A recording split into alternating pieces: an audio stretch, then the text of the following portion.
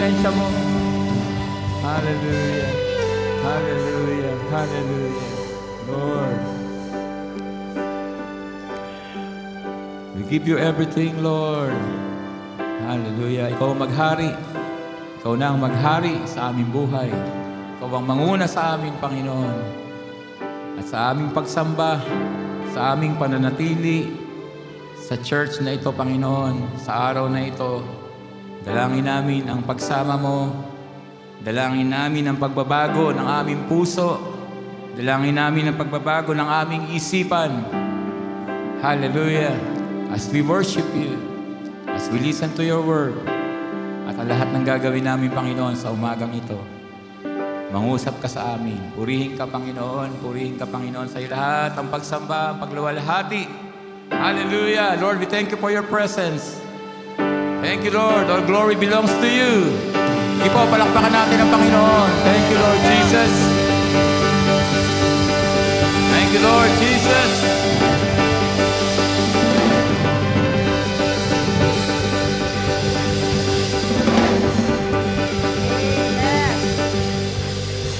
Amen! Hallelujah! Praise God! At bago po tayo umupo, kamayan po natin ang ating mga kapatid. Lalo na po yung bagong attend, si Sister Michelle. Lapitan po natin siya at padama po natin yung ating pag-ibig sa kanya. Amen! Praise God!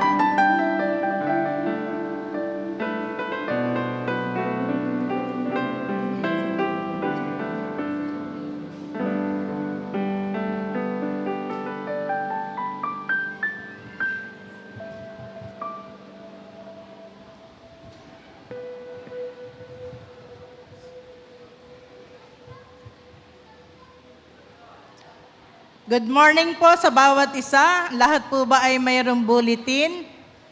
Dumako po tayo sa ilang announcement po mula po sa ating church. Join us today. Sino po ba yung mga kalalakihan? Amen. Sa lahat po ng mga kalalakihan, mayroon po kayong gawain mamaya dito po sa ating The Worship Center. Mamaya po 3 p.m. sa baba po sa prayer house.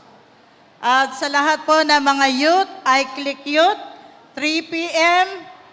The Worship Center. Dito rin po gaganapin. At sa lahat po ng mga JPEG, sino po ba yung mga JPEG member ng ating church? Amen. Mamaya po pala, meron banding sila. Bowling banding sa Baliwag. Wow. Praise God. At mula po sa ating, nangyari po sa ating first fruits offering, marami pong salamat. Una po sa mga nakibahagi po sa ating first fruits offering. At sa ating pong first fruits offering ay nakalikom po tayo ng 512,650. Bukod pa po yung 8,000 pledges. Kaya palakpakan po natin ang Panginoon sa buhay po ng mga anak ng Diyos na sumuporta po sa First Fruits Offering. This March, ngayon po ay mayroon po tayong simbahay lesson dyan. Kung nais po ninyo na bumili, nandyan po sa likod, sa mga usher, sa halagang 40 pesos. Kaya starting this week, simbagong buhay, simbagong bahay or simbagong buhay na ginaganap po sa bawat lugar, sa bawat tahanan na nagbubukas, start na po tayo ng live class. At nag-start na po ito sa lugar po namin sa Purok 3. At mayroon pong magandang ginagawa ang Panginoon na talagang lumalago po yung gawain po sa pamagitan po ng gawain na ito. Katulad po ng kasama ni Sister Alice, bunga po iyan ng simbagong buhay. Amen. Kaya congratulations, Alice. Pagpatuloy mo yung ginagawa mo na iyan. Wanted, Book of Hope, Volunteers Campus Outreach Book of Hope Distribution. Kaya yung mga, lalo na yung mga bata pa na pwedeng sumuporta dito, kasi po hindi po kami makasuporta dahil sa init ng panahon. Amen. Pero kung tayo po ay may kakayahan po na sumuporta po dito, sa ginagawa po nito ng pamimigay ng mga books sa mga school, ay sumuporta po tayo. Monday to Friday, 8 a.m. Ang gusto po na sumama ay mag-aabang po sa 7-Eleven crossing at ang isusot po natin ay yung ating GPS t-shirt. April 9, sino po nakakakilala kay Kalope? Amen. Bibigyan po yata siya dito ng parangal sa April 9, 2025, 7:30 p.m., Memorial Service for Brother Lopez C. Jose. Ito po yata ay 40 days ni Kalope. Kaya wag po nating kalimutan, makibahagi po tayo at damayan po yung kanilang pamilya kung hindi po tayo nakarating sa burol po ni Kalope. Life encounter. Sa mga hindi pa po nakakapag-EGR, meron po tayong encounter sa April 17 to 18. 2 araw po ito. Suportahan po natin, lalo na po sa mga bago, na kung makakagawa po tayo ng paraan, yung ma-attend po sa simbahay, ay umattend po tayo, hindi po masasayang yung ating pag-attend dito. Bishop Israel Sanoy, Philippines Mission. Malapit na naman pong umuwi ang ating bishop. April 18 hanggang May 7. Resurrection Sunrise Service. Madaling araw po ito dito po sa ating The Worship Center sa baba. Sa darating pong Prayer for the Nation, ang naka-assign po dito ay ang ating ushering department. Kaya tandaan po natin, kayo po mga usher ang naka-assign po sa Prayer for the Nation. Lahat po ng music ministry, nandito po ba? Amen. Tayo po ang naka-assign sa Wednesday, Power Night. Napakatuli ng panahon. Sabi nga ni Derek, di ba kakatapos lang natin? Ang tulin nga ng panahon. Kaya yon, wag po natin kaliligtaan na suportahan po natin yung mga gawain na nandito po sa bulletin. At kung tayo po ay may bulletin, ay talagang wag lamang po natin isang tabi, kundi basahin po natin. Amen. Praise God. At kung wala na po, ay bahagi rin po ng pagbibigay sa atin po ng Panginoon. Tayo po ay muling magkakaloob. Sabi nga, wag po tayo magsawa sa ginagawa po nating ito. Dahil ang Panginoon po ay hindi nagsasawa ng pagbibigay sa atin. Amen. Praise God. Sige po, tayo po ay bago magbigay, tayo po ay manalangin. Amen. Salamat po, Panginoon, sa mga biyaya at pagpapala na amin pong natatanggap dahil alam po namin, Panginoon, ito po ay nagmumula sa iyo. Kaya maraming salamat po, Lord God, anumang bagay na meron kami, Panginoon, sa aming mga buhay, ito po ay dahil sa iyo, Panginoon. Kaya nararapat lamang naming ibalik sa iyo, Panginoon, ang nararapat na para sa iyo, Panginoon. At patuloy na pagpalain mo po ang bawat isa sa amin upang kami ay patuloy na makapagkaloob sa iyo, Panginoon. Kaya pagpalain mo po ang church na ito, lalo na po, Panginoon, na pasaganain ang buhay ng bawat isa, Panginoon. Hallelujah. At naniniwala po kami, Panginoon, Lord, ibabalik mo po ito ng higit-higit pa sa inaasahan namin, Panginoon. Kaya salamat po, purihin ka.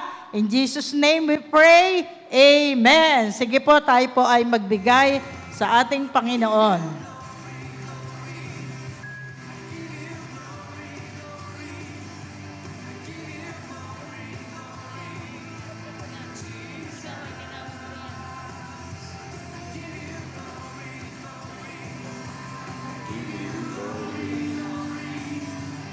Give you glory, glory.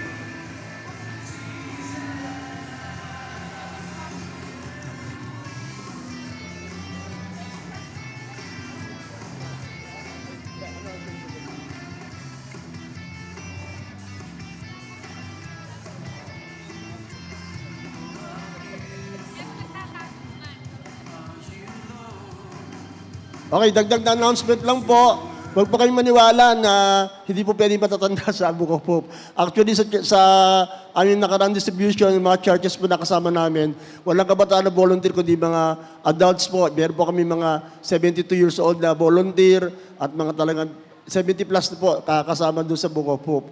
Kaya kasi po sila may time, may mga kabataan po, parang walang time ngayon dahil nag-aaral. Kaya open po sa lahat ng may puso sa kabataan na isave. Kaya if you want to be part of this, tomorrow po alas 11, ay alas 8, ay we will go to schools. Ang target tomorrow ay yung Central School. Kaya tandaan niyo po, open sa lahat, lalo po kahit sa mga adults, lalo nga kahit na anong edad, ay pwede mag-engage katulad nga lang nakasama namin last Friday na na mga talagang seniors ang kasama namin.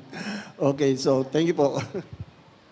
Ayun, at sa hindi naman po makakasama, pwede rin po kayong mag-volunteer na magkaloob po kahit po pang merienda po na mga ginagamit po ng ating Panginoon sa pag-susupply nila ng mga books sa mga school. Kaya ayun, purihin ang Panginoon. At ngayon po ay ihanda po natin ang ating puso. Buksan po natin ang ating tenga sa pakikinig ng salita ng Diyos na dadalhin po sa atin ng ating gwapong pastor. Talente. Lahat na yata ng katangian ay nasa amin ng direktor. Amen. Palakpakan po natin ang lingkod ng Diyos, si Pastor Ernest Boyet Junicio. Praise God!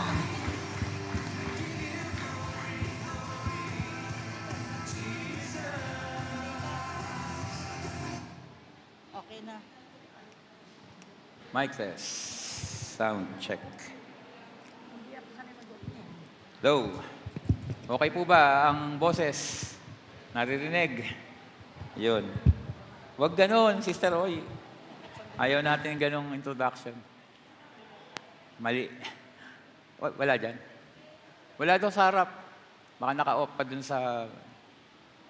Yan. Okay na? Wala. Babawiin ko yung yung diploma mo. Kahapon po kasi umatan kami ng audio tech seminar na we are privileged na maka-attend doon na libreng, tapos unlimited kape, may pamerienda, may pakain, libre lahat. Tapos nanalo pa kami ni Romel. Tuwan-tuwa po ako. Kanina nung nagpapaawit ako, tuwan-tuwa ako dun sa headset earpiece na gamit ko. Napanalunan ko po yun. Actually, si Romel nanalo doon. Kasi dalawa lang kami naka-attend na taga dito sa church. Nag-uusap kami. Ang una kong napanalunan, belt bag. Ayun, nandun din yung belt bag. May suksukan po dito ng mga mic. Parang suksukan ng baril. Sabi ko sa kanya, gusto mo ba to? Pagka ako nabunot ka, kasi yung pinaka-last prize, yung earpiece na, napakaganda po ng earpiece, ang tatak niya, Maki. Sabi niya, sabi ko, sige, pag nabunot ka, palit tayo.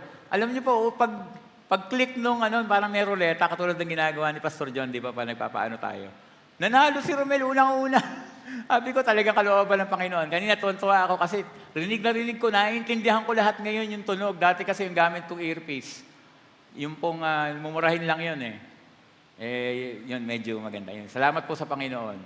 Amen. At kanina binanggit ko, ayoko nung introduction kasi parang ayaw natin maging mataas. Salamat sa Panginoon kung nagagamit tayo ni Lord sa maraming bagay.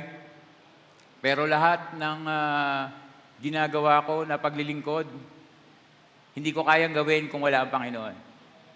Sa Panginoon lahat po nagmumula. At iyan po yung pag-uusapan natin ngayong umaga. Okay? So let's pray po muna. Thank you, Lord. Hallelujah, Lord. We bless your holy name. Salamat, Panginoon, sa presensya mo na naranasan namin sa umagang ito. We give you glory, Lord.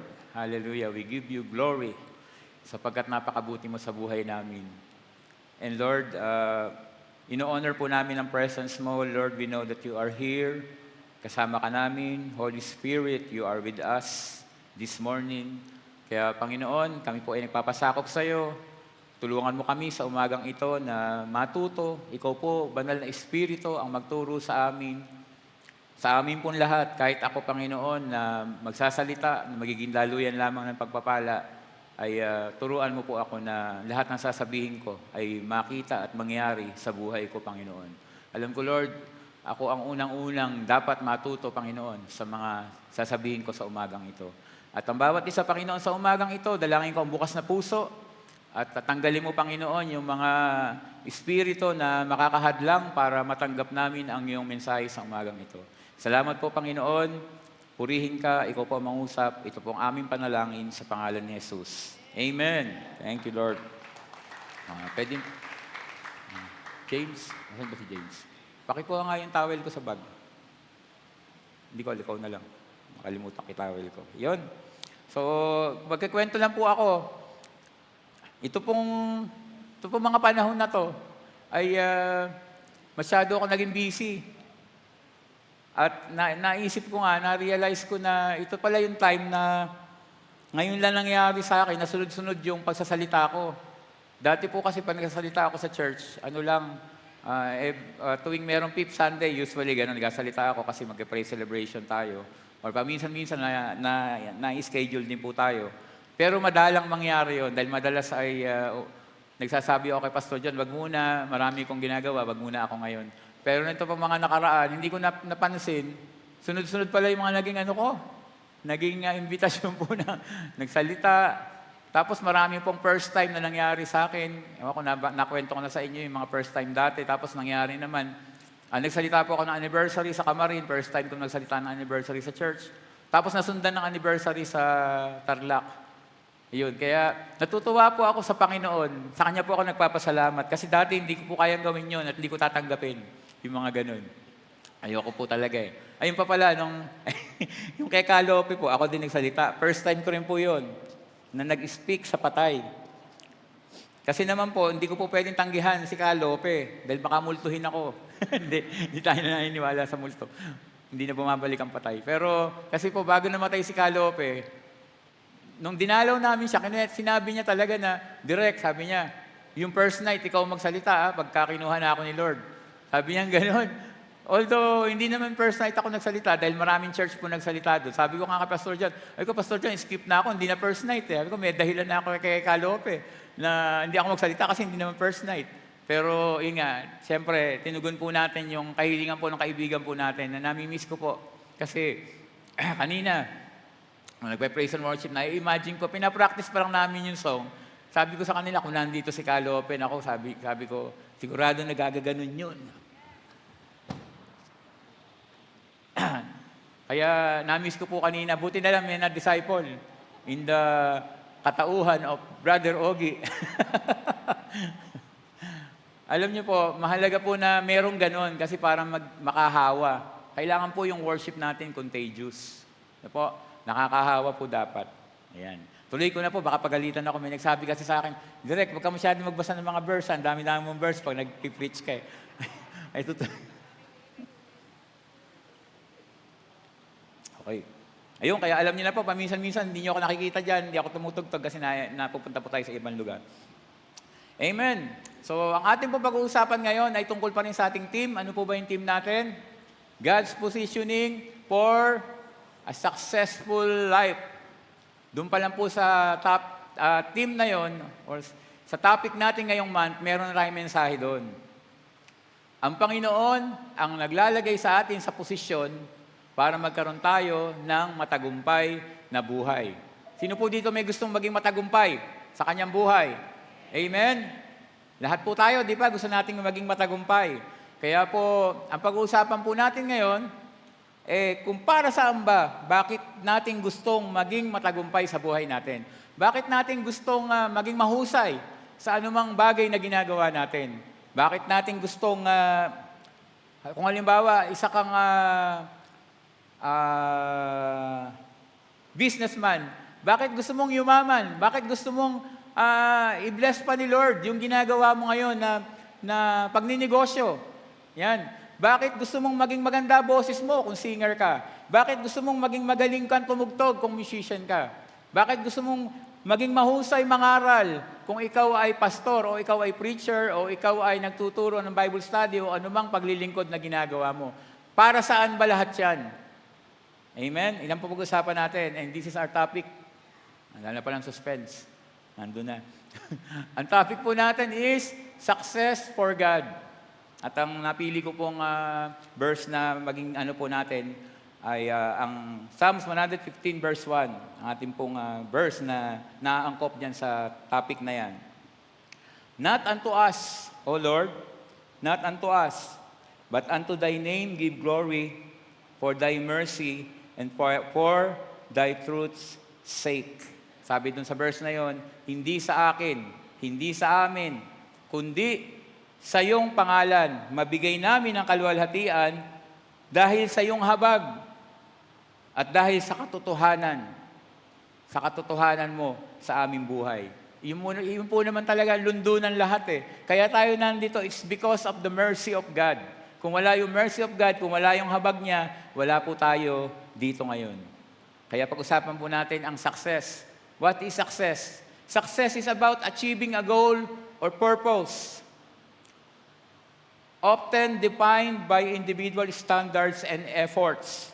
Success depends not on outperforming others, but on personal improvement, learning, and growth. For instance, an athlete who sets a personal best time in a race can be considered successful even if they do not win the race. Success is often associated with a sense of fulfillment, peace of mind, and continuous improvement. Diyan pa lang, ang dami ng message na makikita nyo, di ba, about success. Success is about achieving a goal or purpose. Ano ba yung goal natin in life? Ano ba yung purpose natin in life? Ngayon, narinig natin na ang youth, binalikan nila yung purpose-driven life. Pinag-aralan na natin dati yun. Makikita nyo doon, ano ba talaga yung purpose ng buhay natin? One of the purpose of our life is to worship God. Nandun yun eh. To give glory to God. Ano kaya sa lahat ng ginagawa natin, ang purpose ng buhay natin, mabigyan natin ng kaluwalhatian ang Panginoon. Ano? Sabi din dito, often defined by individual standards and efforts. Ang success, maipapaliwanag natin yan sa standard natin mismo sa sarili natin. Kung paano natin masasabi na successful na ako.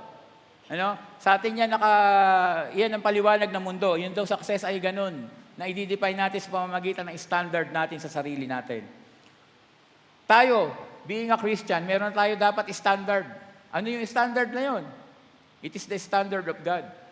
Kasi sabi sa Bible, you must be like Jesus. Yun yung standard natin eh. Kailangan maging katulad tayo ni Jesus. Success depends not on outperforming others. Hindi po pagalingan ng success. Kaya natin gustong maging matagumpay, hindi para magmayabang. At para sabihin sa kanya na, nge. O tingnan mo, wala ka, ako ganito na. Hindi ganun eh. Hindi po ganun ang success. It's more on personal improvement sa sarili mo na magtatagumpay ka. Matututo ka at lalago ka. That is success. Pag meron kang ganun na nakikita sa sarili mo, ibig sabihin, nandun ka sa right track of success. For instance, ito pa magandang halimbawa, an athlete who sets a personal best time in a race can be considered successful even if they do not win the race. Ang isang atleta, isang manlalaro, halimbawa natin, ewan ko kung may nanonood ng volleyball dito, yung UAAP. Ako kasi mahilig manood ng sports. Yan lang naman ang hilig ko, basketball, volleyball, yung basta sports. Nanonood ako, yung merong isang magaling ngayon na rookie, si Shai Netura, ang pangalan niya, player siya ng Adamson. Ang galing nito eh, di ba? Siya ngayon may hawak ng record na 38 points in a game. Volleyball to hindi ito basketball na shoot. Sa volleyball, sa team effort, 6 yan na meron lang depensa, tapos lahat dapat pumupuntos. Pero ito, nakapuntos yan 38 points in a game. Pero, hindi sila nanalo. Talo sila ng kalaban nila. Parang ganun yun. Naset mo yung may success ka sa sarili mo. Although hindi ka nanalo sa totoong labanan na sinalihan mo. Pero sa sarili mo, meron kang success kasi na-beat mo yung record mo. Dati na siyang gumagawa ng record, na-beat pa niya yung record niya ngayon dahil yun nga sa 38 points. Ayan, success is often associated with a sense of fulfillment. Kapag meron na tayong fulfillment sa ginagawa natin, yun daw po ang success. Merong peace of mind ang success. Hindi yung nag-aalala ka na, naku, kailangan, galingan ko pa, naku, baka hindi ako makuha. No, nag-a-apply ka ng trabaho, kailangan galingan ko sa pagsagot. O kaya, yun nga, may business ka, kailangan umano pa, yumaman pa ako, baka matalo ako ng mga katunggali ko. Kailangan gandahan ko pa produkto ko. Parang ganun. Walang peace of mind doon. At ang success daw ay continuous improvement. Tuloy-tuloy na paglago o tuloy-tuloy na pagkatuto. Ako po kasi bilang musikero, sa musician po, talagang wala pong limit ang learning. Kahapon po, yung kinikwento ko sa inyo, inatenan namin na seminar. Although ako marami na akong alam sa sounds, pinili ko pa rin dumalo kasi alam ko, mas marami silang alam sa akin. At yung mga nagturo po sa amin, sikat po sila talaga. Hindi sila Christian, pero ang ang heart nila makatulong sa mga church. Kaya ginrab po natin yung opportunity na yon. Sila po yung mga pumipihit, pag sinabi po pumipihit, sila yung may hawak ng mga mixer, malalaking sound system ng mga sikat na banda sa labas. Yung mga nagko-concert yan, yung mga Kamikaze, kung kilala nyo sila, yung Eraserheads dati, yan, may mga recording, sila din yung gumawa ng recording nun. Kaya it's a privilege for us na nandun po kami. At marami po tayo napulot. Ayun. Tingnan po natin ngayon, dalawang klase ng definition. So yun po yung definition na nila-search natin. Meron po dalawang klase definition. Yung pong definition ng mundo about success, ito po. The world's definition of success is temporary and ignores what is eternal and lasting. Ano po ibig sabihin noon? Ang definition daw po, ang paliwanag ng mundo sa tagumpay ay pansamantala lang. Bakit? Kasi sa mundo, ganito po ang tagumpay. Kapag meron ka magandang kotse, ang tingin nila sa'yo, successful ka sa buhay. Kapag meron kang magandang bahay, ang tingin nila sa'yo, successful ka sa buhay. Kapag meron kang magandang trabaho, board passer ka, nakapasa ka, engineer ka, doktor ka, o anumang karera na kinuha mo at nakapasa ka doon, yun ang pananaw ng mundo, ibig sabihin, successful ka. Kung meron kang magandang pamilya, successful ka. Iyon ang pananaw ng mundo. Pero sabi po dito, yun daw pong success na yun is temporary. Temporary, pansamantala lang. Lahat ng yan, lilipas. Pag kinuha tayo ni Lord, yung talino mo, wala na. Pag kinuha tayo ni Lord, yung sasakyan mong maganda dito, bahay mong maganda, wala na.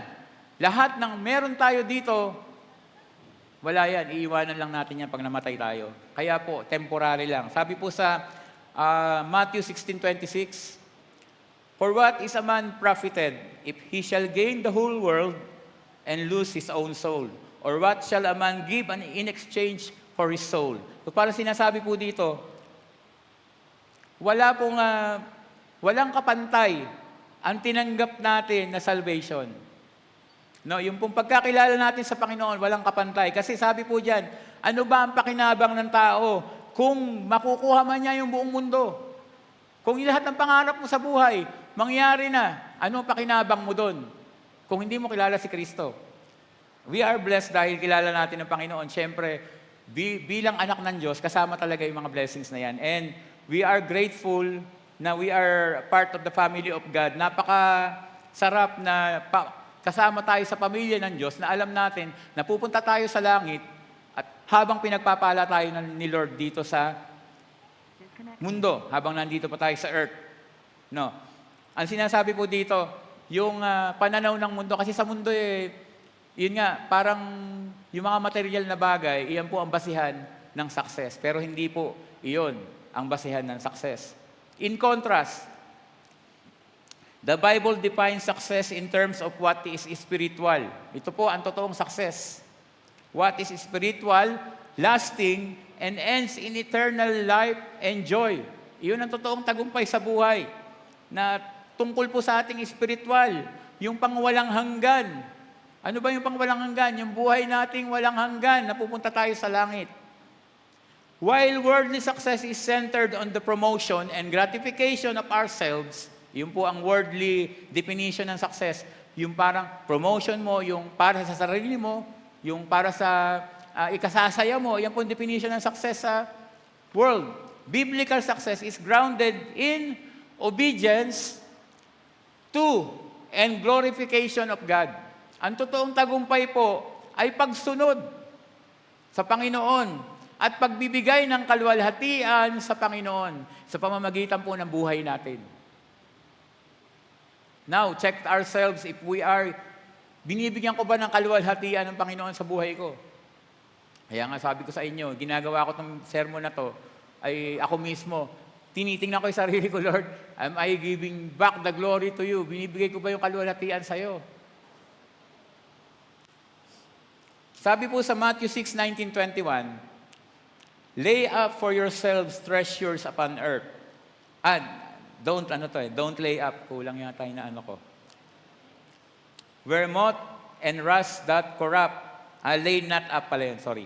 Lay not up for yourselves treasures upon earth, where moth and rust that corrupt, and where thieves break through and steal. Huwag kayong mag-ipon ng kayamanan sa lupa, na kung saan, parang nagpaparaphrase po natin, ito'y nasisira at pwede pong manakaw. Di ba? Sino po dito nanakawan na? Di ba? Yung mga material na bagay, nananakaw yan. Pwedeng makuha yan. Ako nanakawan na ako ng mga ilang bagay.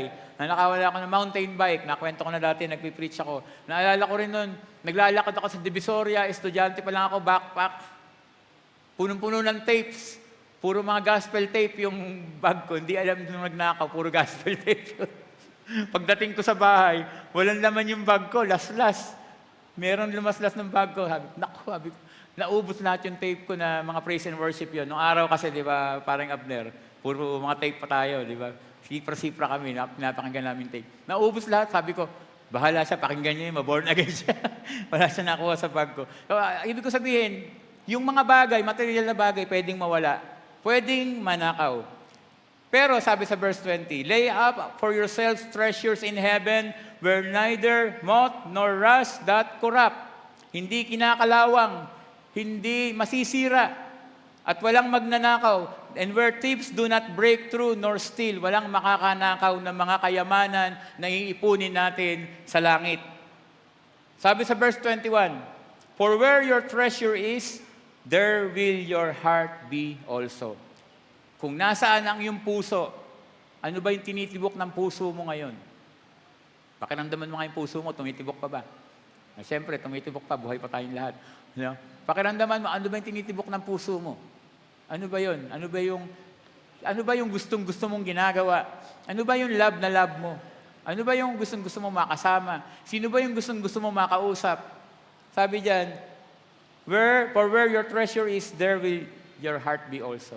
Yun daw po ang kayamanan natin, kung ano yung tinitibok ng puso natin.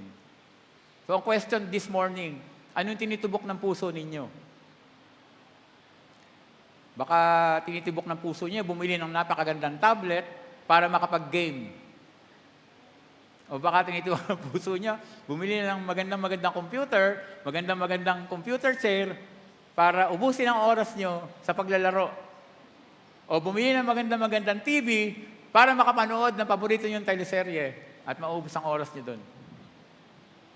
Lahat po ng bagay na umuubos ng oras natin, na umaagaw ng atensyon natin, para malayo sa Panginoon, iyan po yung tinitibok ng puso ninyo, iyan po yung treasure nyo. Okay? Galatians 5:16. Then I say then, kasi King James siya, tato mga inano ko na to. Walk in the Spirit, lumakad daw sa Espiritu, and ye shall not fulfill the lust of the flesh. Lumakad ka sa Espiritu para hindi mo bigyan ng kaligayahan, para hindi mo bigyan ng kasiyahan ang iyong laman. Yun ang ibig sabihin nun. Lumakad ka sa Espiritu. Sinasabi siguro ng iba, nakatingin kayo lahat sa akin, nakatitig kayo lahat ngayon. At siniisip nyo siguro, sobra naman tong sinasabi ni Pastor Boyet na to. Pero ito po talaga yung reality. Kasi tinanggap nyo si Kristo, iba na po yung ating citizenship. Citizens of heaven na po kayo. Dapat mabago talaga. Kaya nga ang prayer ko kanina, habang nagwo-worship, habang nakikinig ng salita ng Diyos, habang nandito tayo sa church, baguhin ni Lord yung isip natin, baguhin ni Lord yung puso natin. Kasi ito minsan nakakalimutan natin na citizen of heaven tayo. Unless, hindi mo pa tinatanggap si Kristo sa puso mo. Sino dito ang tumanggap na kay Jesus bilang Lord and Savior? Taas po ang kamay. O tingnan nyo, nahihiya pa yung iba magtaas ng kamay. Sige, okay lang. Sige. God knows naman, sino na nakakakita niyan at alam niya yan. Iyon ang problema. Kung hindi mo tinatanggap si Kristo, hindi ka pa citizen of heaven. Pero pag citizen of heaven ka, lahat ng sasabihin ko ngayong umaga ay tatanggapin mo. God wants us to succeed. Okay? Sabi po kanina, merong distinction, di ba? Iba ang paliwanag ng mundo sa success, iba din sa church, iba din sa ating spiritual. Okay. Ibig sabihin ba nun ay ayaw ni Lord na i-bless ang buhay natin? Hindi ba? Kasi alam naman natin, nakasama talaga sa paglilingkod sa Panginoon, kasama sa pagiging Christian, ang pinagpalang buhay. Kasi isa yung paraan para bigyan natin kaluwalhatian ng Diyos. God wants us to succeed. He said that we should store treasures in heaven, which is more important than treasures here on earth or material things. But this does not mean that we should not live a life full of blessing. Hindi po ibig sabihin na mag-iipon tayo ng kayamanan sa langit, okay lang na mahirap ako kasi naman ay nag-iipon ako ng kayamanan sa langit. Hindi naman po yun ang ibig kong sabihin. Okay? Kasi sabi po sa John 10:9-10, I am the gate, sabi ni Jesus. Si Jesus po nagsasalita. Whoever enters through me will be saved. Maliligtas. Okay? Tinanggap natin si Jesus, ligtas na tayo. They will come in and go out and find pasture. Ano po yung sabihin nun? Kung tayo ay mga tupa, pag pumasok tayo sa kaharian ng Diyos, kilala natin si Jesus, makakatagpo daw tayo ng pastulan. Ibig sabihin, yung green, yung maraming pagkain. Ibig sabihin, nandun yung blessing. Di ba? Nandun yung mga pagpapala. Kasabay yun sa paglilingkod natin sa Panginoon, sa pag-iipon natin ng kayamanan sa langit. Okay? So don't get me wrong, hindi po masamang yumaman, hindi po masama ang material things. Kahit ako maraming pangarap sa buhay. Pangarap ko pa rin magkaroon ng bagong sasakyan. Lalo na po ngayon, madalas po ako umaalis. Medyo kinakabahan ako sa sasakyan ko. Bumabiyahe ako malayo, pumupunta akong Tarlac, dala-dala ko yung kotse ko. Pero praise God, mabait yung kotse ko. Walang problema. Nakakabalik, nakakarating ng malayo. Kaya po, sabi ko nga, Lord, bigyan mo na ako. Ngayon po talagang humingi ako. Sabi ko, Lord, bigyan mo na ako ng bagong sasakyan kasi kailangan ko na ngayon. Dati, dito lang ako sa Kalumpit. Okay lang yung medyo lumaluma. Pero pag medyo lumalayo, kailangan reliable na. Lord, bigyan mo ako ng bagong sasakyan. So, hindi po masama ang mga blessings. Okay? Hindi po natin inaalis yan sa atin. Okay. Verse 10, sabi dun sa John 10. The thief comes only to steal and kill and destroy. So, yun po yung devil. Ano? Pero sabi ni Jesus, I have come that you may have life and have it to the full. Pag sinabi po ni Lord na magkaroon kayo, ako'y naparito upang magkaroon kayo ng buhay. Meron po tayong buhay ngayon, amen? Hindi po ba pumalakpak po ang mayroong buhay? Okay. Hindi lang po yan yung ibig ko sabihin yung physical na buhay. Yung sinasabi kong may buhay ka kasi kilala mo si Kristo. Masaya ka. Hindi ba? Kaya kanina Kaya lang, parang hindi pa rin ako kumbinsido kayo sa inyo kanina Tumigil, sabi ko sa kanila, tigil muna tayo. Tinanyasan ko yung musician. At inano ko kayo, minotivate ko pa kayo, sumayaw pa tayo sa Panginoon. Pero sa tingin ko parang ganun din kaya sabi lang ni Lord sa akin, sige, okay na yan, tuloy mo na. Tuloy-tuloy na lang. Hindi ko na tinigil. Kumanta na lang tayo. Kapag tayo po ay puno ng buhay, pag nasa church po tayo, masaya tayo. Di ba? Pag kumanta tayo, buong-buo talaga, talagang kakanta tayo, aawit tayo. Kaya nga po ako talaga as much as possible, pumipili ako ng mga songs na madali nyo matutunan. Kahit man lang yung katulad ng chorus, napakadali nun. Huwag nyo sabihin din nyo natutunan yun. I give you glory, glory. Ganun lang, I give you glory. Pero nag-uusap kami kagabi. Sabi ko, pero sigurado may nakaganyan pa rin yan. Meron pa rin nakaganon. Sabi ko, kahit mag-tumbling tayo sa stage, ganun yata talaga. Namimiss ko po yung panahon na pag nag-praise and worship kami dito, nung nandito pa. Grabe. Talagang pag sinabing praise celebration, talagang wala kang makikitang hindi sumasayaw at umaawit sa Panginoon. Kung meron kang buhay, dapat punong-puno ka ng buhay. Kahit pagkausap ka ng iba, may buhay ka talaga. Nabe-bless sa'yo yung ibang tao. No? Parte pa lang yun. And have it to the full. Ibig sabihin, hindi lang sa personal na buhay mo, pati yung mga material na bagay, tatanggapin natin. Habang naglilingkod tayo, habang nagpapagamit tayo sa Panginoon. Ito, isang popular verse. Marami nakakabisado nito. Matthew 6:33. But seek ye first the kingdom of God and His righteousness, and all these things shall be added unto you. Marami nagko-quote ng verse na ito. Minsan kahit hindi Christian, kino-quote ang verse. Minsan po, pag nakikita ko yung mga ganun, medyo ako sa sarili ko, napapaisip ako. And hindi naman nila kilala Panginoon. No? Pero sinisik daw nila. Ano kaya ibig nila sabihin sa seek first the kingdom of God? Naunawaan ba nila kung ano yung kingdom? So tingnan po natin, check din po natin sarili natin kung paborito mo ba itong verse na to. Do you understand the word kingdom of God? Kingdom of God. The kingdom of God refers to the rule or reign of God, where God's word and spirit govern the lives of those who follow Him. Yan po ang kingdom of God. It is not a physical location, but a spiritual realm where God's will is done. And His rule is acknowledged and followed by believers. Now, question again, sa buhay natin, nasusunod po ba ang kalooban ng Diyos sa buhay natin? At yung bang rule ay ina-acknowledge natin? Ano ba yung batas ng Panginoon? So, alam naman po nating lahat, makikita natin yung rule sa Biblia. Ang tanong, nagbabasa po ba tayo ng Biblia? Okay? So, medyo ano ako ngayon, no? baka mamaya bugbugin ako dyan. In Christian teaching, sabi po dito, the kingdom of God is often described as a transformation of heart and mind. Ayan yung sinasabi ko kanina. A way of living and thinking that aligns with God's principle and values. Iyon po yung kingdom of God. Pag sinabi pong you belong to a kingdom, hindi po pwedeng hindi ka susunod sa hari. Ano po yung mga magagandang kwento sa Biblia? Balikan po natin konti. Yung pong kay King Darius. Papo, sino nga yung Shadrach, Meshach, and Abednego. Okay? Naggawa ng batas si King Darius. Ano yung batas niya? Gumawa siya ng rebulto. Ano yun na lang natin na rebulto na lang. Yan, para madaling intindihin. At dapat daw lahat sasamba doon.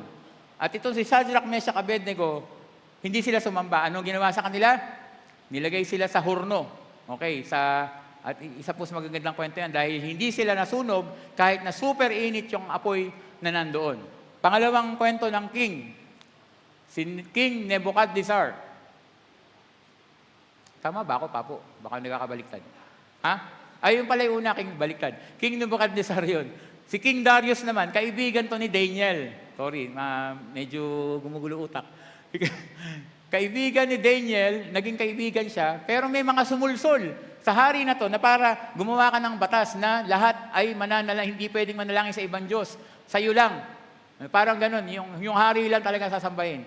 At ang nangyari po doon, dahil gumawa siya ng batas, kahit malapit na ang puso niya kay Daniel, ay meron po nagsabi na ito si Daniel, nagpe-pray ito 3 beses ng araw, nananalangin, hindi sa'yo. Hindi sa'yo, hari, hindi sa'yo yung muyo ko. So ano gagawin natin? Dahil may batas kang ginawa, biruin nyo siya yung gumawa ng batas pero hindi niya pwedeng suwayin yung batas na yon. Ano nangyari? Tinapon si Daniel sa lion's den. At syempre, miracle din na hindi siya kinagat ng leon. Hindi na natin pahabain ng kwento doon. Example lang yon na pag sinabing batas ng hari, sinusunod.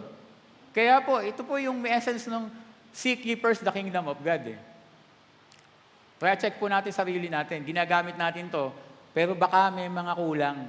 Baka hindi lahat ng rule ni Lord sinusunod natin. God wants to show His glory through our success. Tingnan natin to. So sabi ko kanina, gusto naman ni Lord na i-bless tayo. Bakit? Because He wants to show His glory through our success. Gusto ni Lord na ipakita ang kaluwalhatian niya sa pamamagitan ng buhay mo na pinagpala. Matthew 5:15-16. Neither do people light a lamp and put it under a bowl. Instead, they put it on its stand, and it gives light to everyone in the house. In the same way, let your light shine before others, that they may see your good deeds and glorify your Father in heaven. Kaya tayo gustong i-bless ni Lord para magliwanag, para i-glorify si Lord. I-glorify yung Father which is in heaven. Yan po yung essence niyan eh. Kaya gusto ni Lord, mabless tayo talaga. Kaya nagsisikap po tayo talaga na makita ang kaluwalhatian ng Diyos sa buhay natin. 1 Corinthians 10:31. Tingnan nyo to. Whether therefore you eat or drink or whatsoever you do, do all to the glory of God. Ano man ang ginagawa natin ngayon, ano man ang ating estado sa buhay, ano man ang ating pinagkakaabalahan, dapat daw lahat lang yan, nagbibigay ng glory kay God. 1 Peter 4:11, if any man speak, let him speak as the oracles of God. Kung may mga pastor na tumatayo, mangusap sila na sinasabi ang salita ng Diyos. If any man minister, kung sino man naglilingkod, let him do it as of the ability which God giveth. Lahat ng ginagawa natin na paglilingkod, dahil lang yan sa abilidad na binibigay ng Panginoon. That God in all things may be glorified. Upang sa lahat ng bagay na ginagawa natin, ang Panginoon ang mabigyan ng kaluwalhatian through Jesus Christ. To whom be praise and dominion forever and ever. Sa Kanya lang talaga lahat. Lahat ng ginagawa natin. Dito po tayo magtatapos. Mabilis ha. John 7. Alam niyo na kung sino yung nagsabi sa akin nun. God, 7 ways to success. Kung gusto po ni Lord na magtagumpay tayo, tanggapin po natin to. Yung 7 hinanda po ng Panginoon na para tayo maging matagumpay. Una, number 1, seek the wisdom of God. Hanapin po natin ang talino ng Diyos. Paano? Proverbs 9:10. The fear of the Lord is the beginning of wisdom. Knowledge of the Holy One is understanding. Ang takot sa Diyos, diyan nagsisimula, diyan nakukuha ang karunungan. The first step toward a blossoming life is submission to His authority. Mag-submit po tayo sa Panginoon. Alisin po natin lahat ang karunungan na meron tayo. Kung gusto mo magtagumpay, anumang larangan yan, dapat laging si Lord ang nauuna. Kung meron ka mga decision making, halimbawa, businessman ka, meron kang pinaplanong negosyong ganito, lahat, hinanda mo na, nag-feasibility study ka na, tinignan mo na yung lugar na kung saan maraming tao doon magpupunta. Halimbawa, ang negosyo, gusto pinatayo mo negosyo, ay kainan. No? Lahat nakahanda na. Nakalimutan mong magtanong kay Lord. Nakalimutan mo ipag-pray. No? Yun po magandang halimbawa. Bago ka humakbang, si Lord muna. Unahin natin ang Panginoon. Nung ginagawa ko to, inaano ko nga yung sarili ko, sabi ko, Lord, ang dami talagang kapalpakan sa buhay ko na nangyari. Marami po.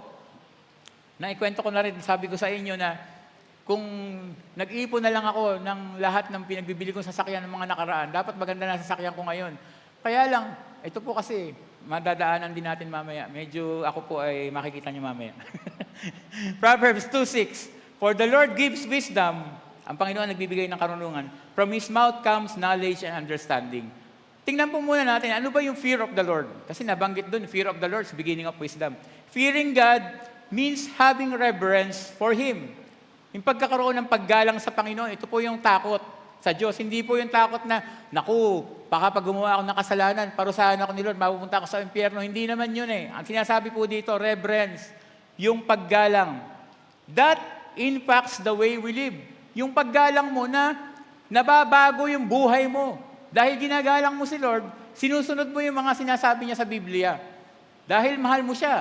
No? The fear of God is respecting Him. Pagbibigay galang sa Panginoon, obeying Him, submitting to His discipline, and worshiping Him in awe. Yan po yung fear of God. Obeying Him, sinusunod siya, nirerespeto mo siya.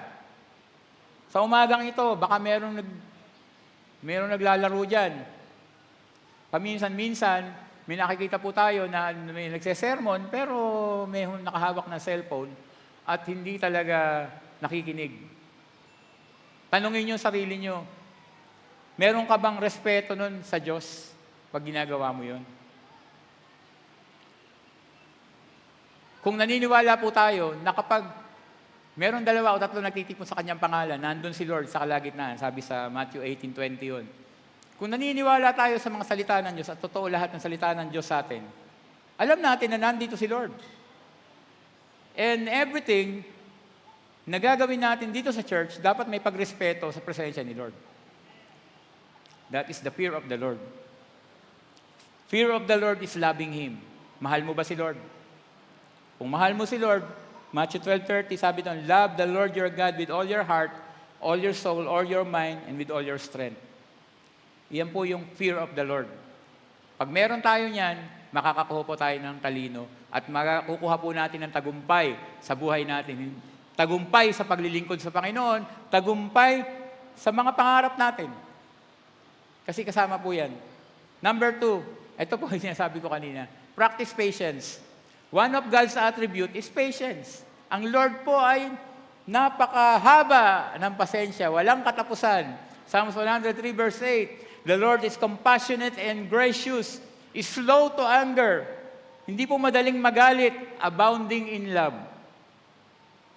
Exodus 34:6, and he passed in front of Moses proclaiming, the Lord, the compassionate and gracious God, is slow to anger, abounding in love and faithfulness. Hindi po ba? Napakahaba ng pasensya ni Lord. Kasi kung di mahaba ang pasensya ni Lord, kahit ako, wala na ako dito ngayon. Sa dami ng kapalpakang nagawa ko, alam ko maraming bagay akong nagawa na hindi nakakalubod sa Panginoon. Kahit na ang tagal ko ng Christian, nagkakamali pa rin, nagkakasala pa rin. Kung di gracious si Lord, ako mismo wala na ako dito. Kaya nga, every time that we worship God, we must be thankful. Kaya yung kanta natin kanina, di ba? For all the blessings that I cannot see. Thank you, Lord. Verse 2, for all you've done in my life, you took my darkness and gave me your light. Dati nasa dilim tayo, at ngayon nasa liwanag na tayo. Thank you, Lord. You took my sin and my shame. You took my sickness and healed all my pain. Thank you, Lord. Ang dami nating dapat ipagpasalamat sa Panginoon. Thank you, Lord, for your loving kindness. Ito po yung naging problema ko, kaya maraming nangyaring mali, mga maling desisyon. Dahil hindi ako mapagpasensya sa maraming bagay. So kailangan pong tayo maging mapagpasensya. Psalms 37, 7-9, sabi dito, be still before the Lord and wait patiently for Him. Yan ha. Do not fret when people succeed in their ways, when they carry out their wicked schemes. Refrain from anger and turn from your wrath.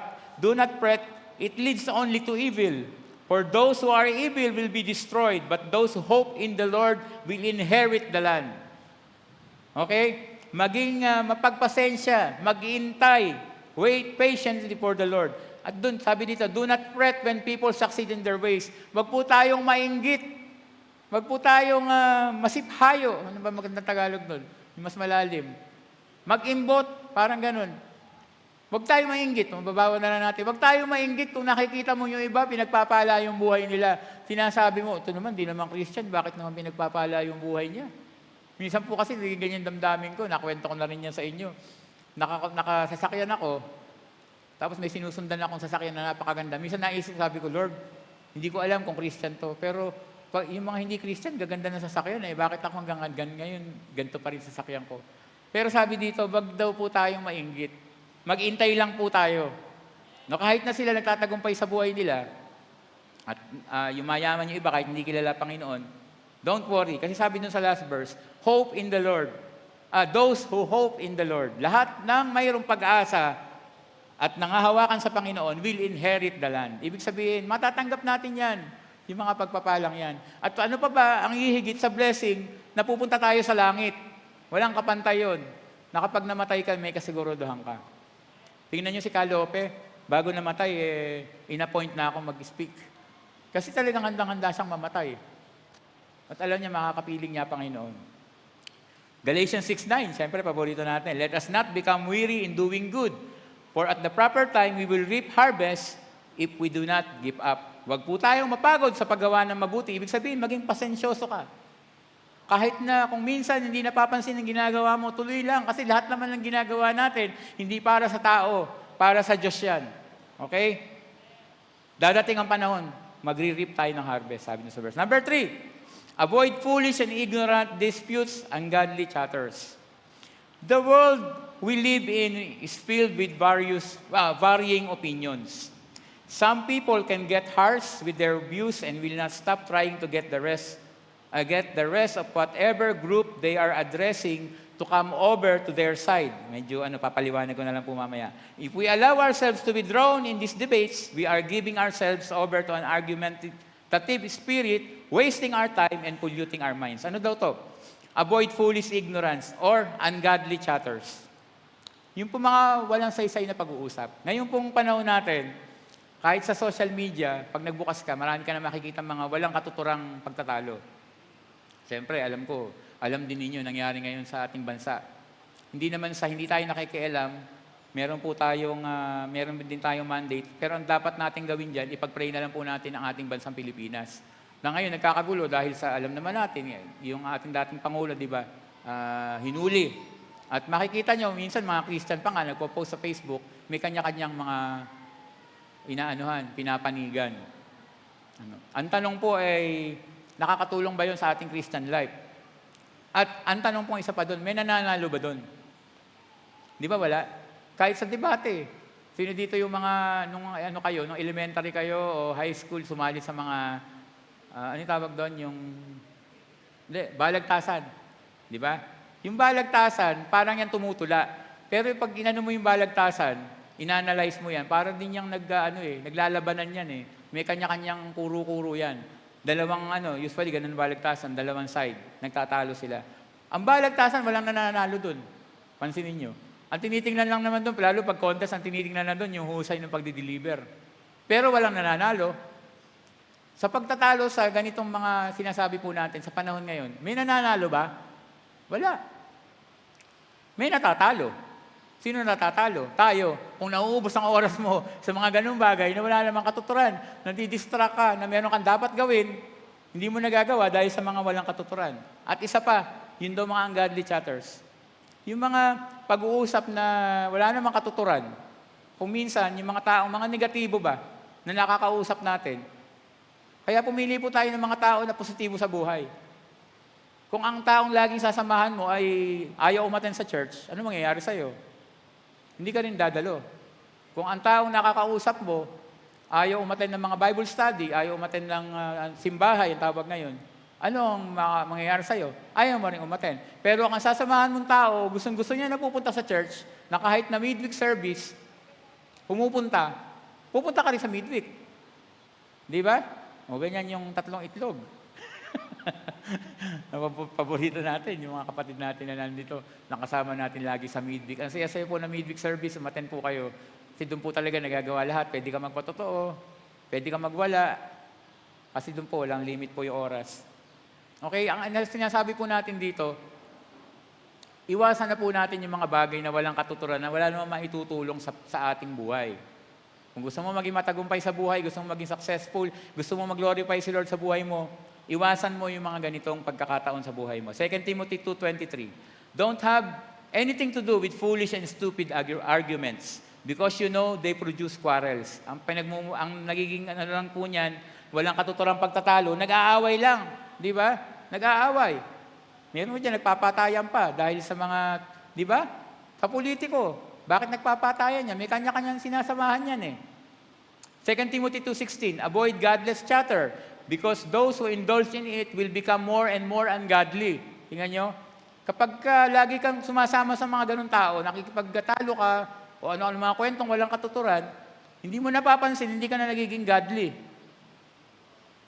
Hindi ibig sabihin ng godly, Diyos Ibig sabihin ng godly ka, yung godly character meron ka.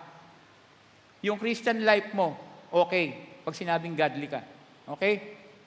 1 Corinthians 15:33, do not be misled. Bad company corrupts good character. Alam niyo ang ibig sabihin niyan, hindi ko napapaliwanag. Proverbs 13:20, walk with the wise, and you will become wise. For a companion of fools suffers harm. Sumama ka sa matatalino para maging matalino ka. Number 4, be willing to accept advice.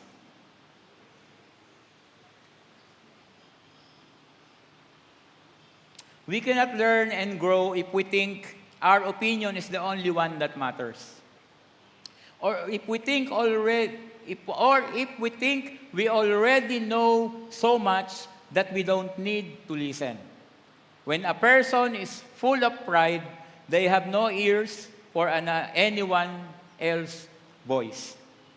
Oh, ano po? Ang ganda, di ba?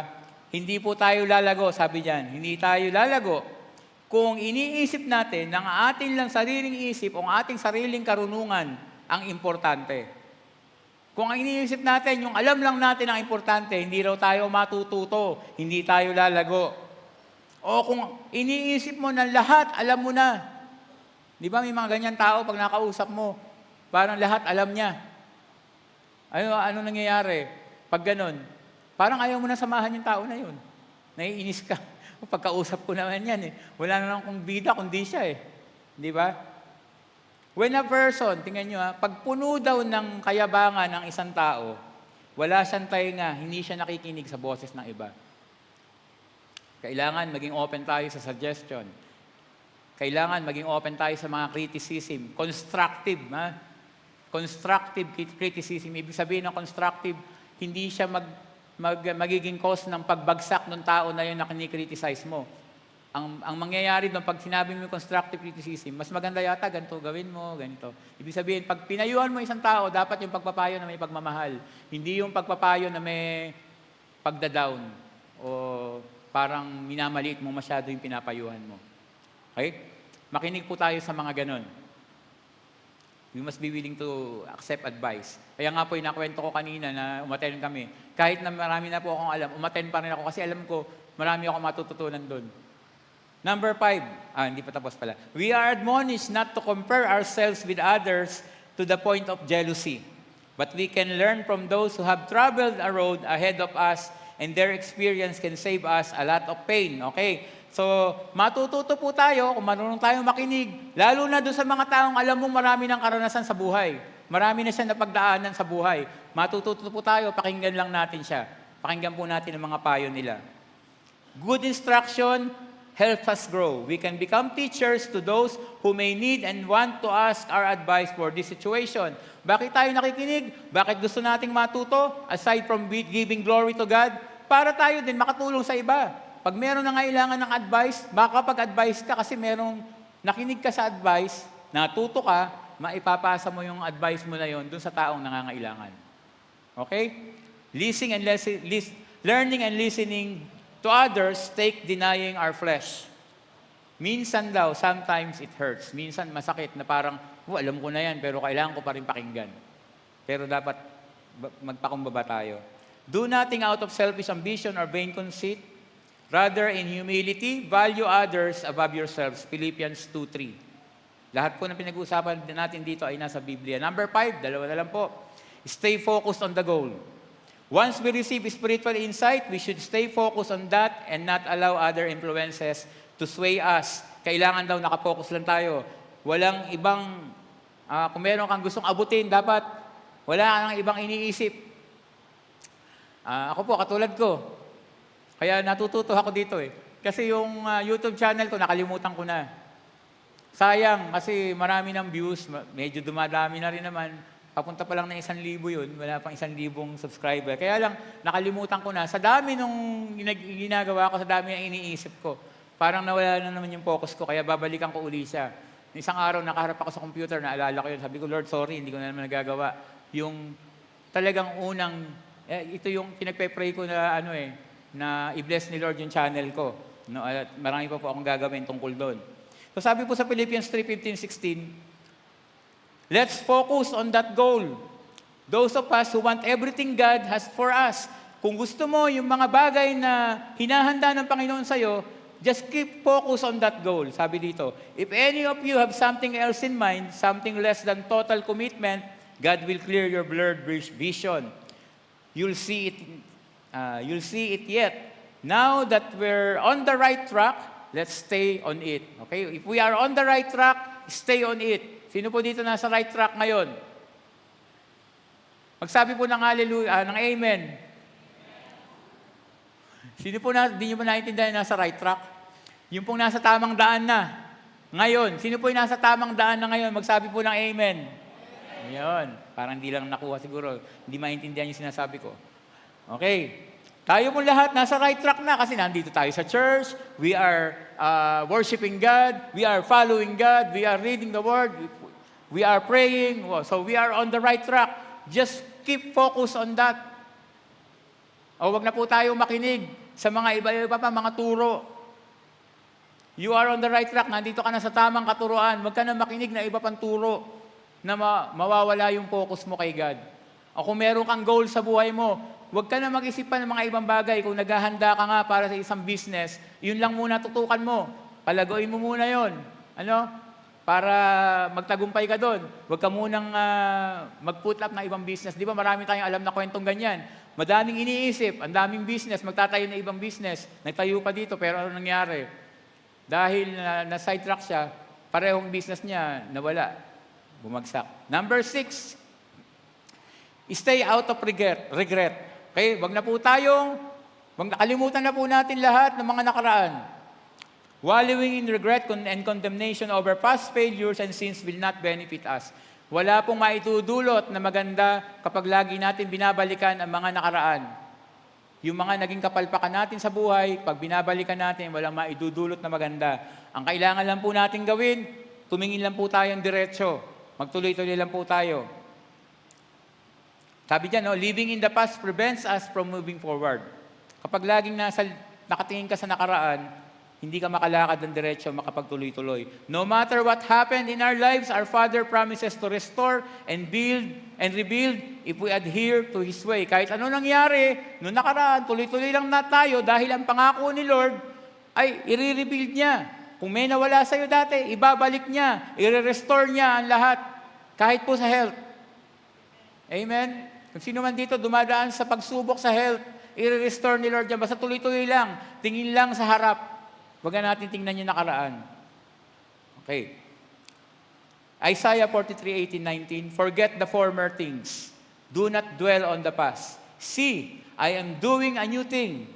Now it springs up. Do you not perceive it? I am making a way in the wilderness and streams in the wasteland. Kalimutan natin nakaraan. Huwag tayong mag-dwell. Huwag tayong bumahay doon. Kalimutan natin yon. Iwanan na natin. At tingnan po natin yung mga bagong bagay na ginagawa ni Lord sa buhay natin. And lastly, at dito tayo magtatapos, huwag po natin kakalimutan kung kanino nagmumula ang tagumpay. Kung gusto mong magtagumpay sa buhay mo at magtuloy-tuloy ng tagumpay, dire-diretso ka sa Panginoon, huwag mong kakalimutan na lahat ng mayroon ka ngayon, lahat ng tagumpay na mayroon ka ngayon, everything comes from God. Kahit na, sabi sa Biblia, binebless ni Lord ang ungodly saka yung godly. So, ibig sabihin, kahit yung hindi nakakakilala sa Panginoon, yung mga blessing na tinatanggap nila nanggagaling sa Diyos. Kaya lang, hindi pa nila alam, hindi pa nila kilala si Lord, kaya hindi sila nagpapasalamat sa Panginoon. Ngayon, tayo nakilala natin ng Panginoon. Huwag nating kakalimutan na lahat na mayroon tayo ngayon nanggaling sa Panginoon. Deuteronomy 11:14, be careful that you do not forget the Lord your God. Otherwise, when you eat and are satisfied, when you build fine houses and settle down, and when your herds and flocks grow large, and your silver and gold increase, and all you have is multiplied, then your heart will become proud, and you will forget the Lord your God, who brought you out of Egypt, out of the land of slavery. Kapag nakuha na natin lahat yung mga pangarap natin sa buhay, pag nakalimutan natin magpasalamat sa Panginoon, magiging mataas tayo, magiging mayabang tayo. At alam naman po natin, God opposes the proud. Sabi sa Bible, ayaw ni Lord ng mayabang, ayaw ni Lord na mataas. Deuteronomy 8:18, sabi dito, remember the Lord your God, for it is He who gives you the ability to produce wealth, and so confirms His covenant, which He swore to your ancestors as it is today. Ang Panginoon ang nagbibigay sa atin ng kakayahan na yumaman. Kaya alalahanin po natin ng Panginoon. Kapag naging successful ka na, kung gusto mo maging tuloy-tuloy ang success mo sa buhay, huwag po natin kakalimutan ng Panginoon. Just give back the glory to God. Amen? Palakpakan po natin ang Panginoon. Thank you, Lord. Meron po akong gusto sabihin sa inyong word. Yung pong lagi nating binabanggit na hallelujah. 2 word po yun. ang root word po nyon ay nanggaling doon sa 7 ways to praise the Lord, yung halal. Halal means to shine, magliwanag, to boast. Ano yung sabihin to boast? Magmayabang. Magmayabang yun. Ipagmamayabang natin si Lord. Hindi yung sarili natin. Magmayabang, to boast, to be foolish.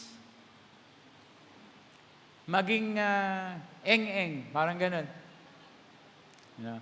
Tapos yung halal yun tapos yung it's Yahweh. Kaya pag binabanggit natin yung word na hallelujah, Lord, diba? Ibig sabihin natin nun, Lord, we shine for you, we boast for you. Yun po ibig sabihin ng hallelujah. Amen? Kaya sumigaw po tayo ng malakas na hallelujah ngayon. 1, 2, 3. Hallelujah! Thank you, Lord. Thank you, Lord. Nandiyan ko pong bawat isa na tumayo ngayon sa umagang ito. Amen. Bago po natin ipasa kay Pastor John. Amen. And I want everyone to give glory to God. Sige mga kasama ko, punta tayo dito sa harap. Uulitin po natin yung kanta natin kanina. Sabi doon, I give glory. Tama ba ako? I give glory. I give you glory. Kulang na isang word. I give you glory. Okay? Ngayon po, pwede po ba tanggalin yung mga upuan nyo? Kasi tingin ko kanina, yan yung isa nagkokos para hindi kayo gumalaw. Lagay lang po natin sa gilid at aawi tayo sa Panginoon. Huwag po muna tayong magmadali. Because sabi nga natin, nandito si Lord. If we honor God, we will honor His presence. Amen.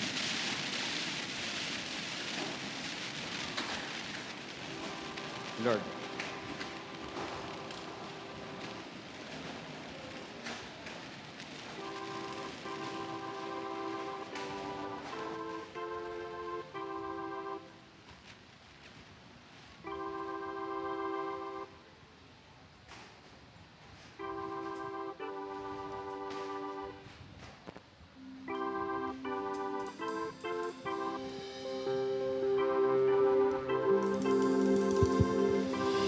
Okay. So, hindi po natin gagawin to para tumerak-terak lang. Yung sabihin po yung parang nagpa-party-party lang tayo. So, we will do this because we want to give God glory. Amen? Because our God is worthy of our praise. Di ba? Karapat-dapat si Lord sa ating pagsamba. Napag-usapan natin lahat ng bagay na meron tayo ngayon dito, lahat ng bagay na tinatangkilik natin, dahil lahat yan sa Panginoon. Amen? So we will give God the glory. So gagawin po ninyo, ang pag-awit nung yan, pagsayaw ninyong yan, para kay Lord yan. Huwag niyo po intindihin ang katabi nyo, huwag niyo po kaming intindihin, basta gawin ninyo kung ano yung sinasabi ng banal na Espiritu sa inyo ngayong umaga na to. Amen? Give you glory. Hallelujah! Come on, let's give God the glory. Hallelujah!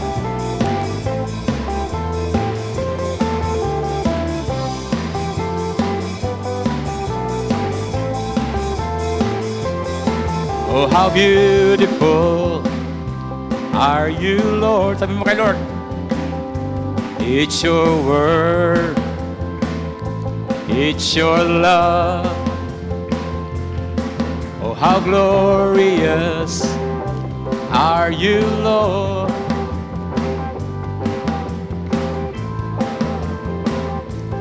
It was the cross that saved me and rescued me. Just a moment there set me free. Come on! I give you glory, glory. I give you glory, glory. I give you glory, glory. Jesus, I give you glory, glory. I give you glory, glory. I give you glory, glory. Jesus.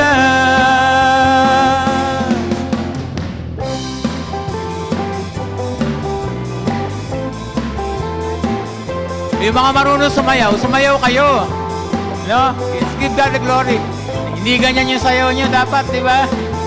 How beautiful. Come on, let's dance before our God. Are you Lord? It's your words. It's your love.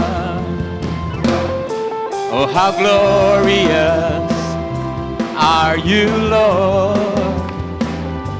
It's your power. It was your cross. Amen. That saved me. Thank you, Lord. And rescued me. Just a moment there set me free. I give you glory, glory. I give you glory, glory. I give you glory, glory. Jesus, I give you glory, glory. I give you glory, glory. I give you glory, glory. Jesus. Let's sing it again. Hallelujah.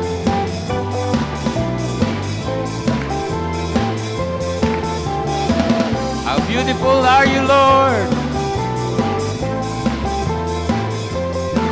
Oh, how beautiful are you, Lord.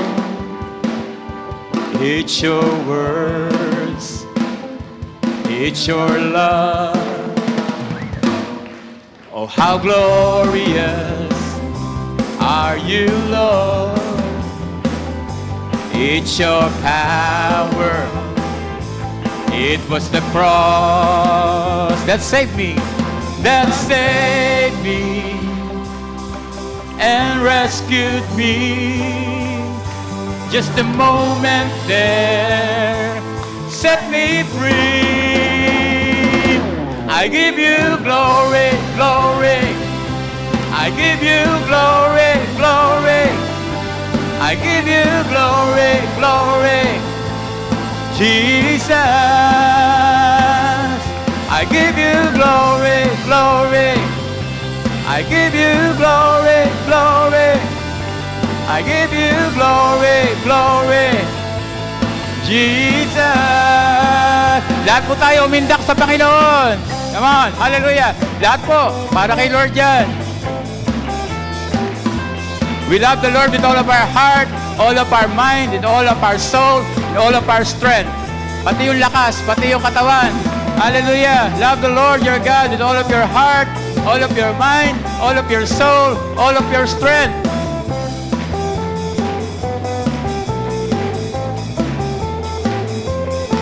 How beautiful are you, Lord.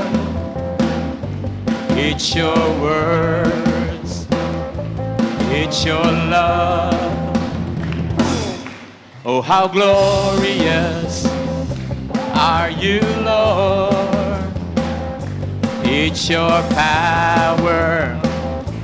It was your cross that saved me and rescued me.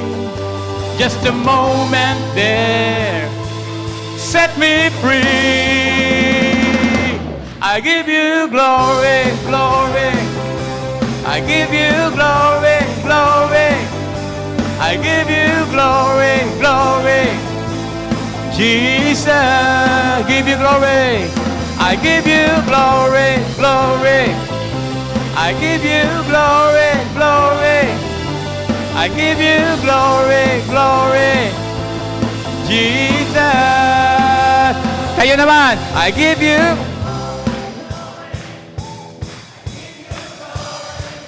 Sabihin natin kay Lord. Jesus. Once again, I give you.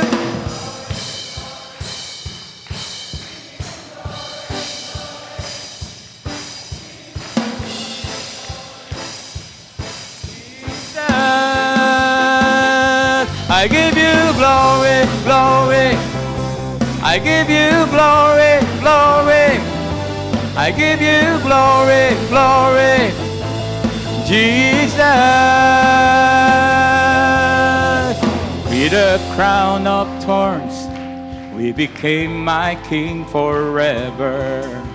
With a crown of thorns, you became my king forever. And with a crown of thorns, you became my king forever. And with a crown of thorns, you became my king forever. With a crown of thorns, you became my king forever. With a crown of thorns, you became my king forever. That saved me and rescued me. Just a moment there set me free.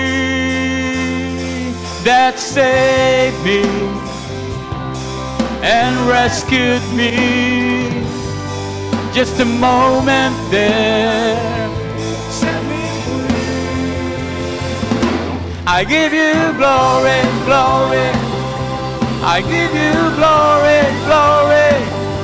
I give you glory, glory. Jesus, I give you glory, glory. I give you glory, glory. I give you glory, glory, Jesus.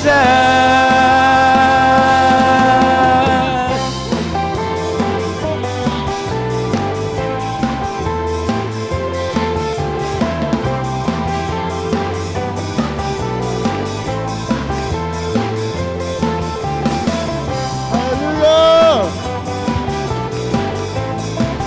Woo! Jesus.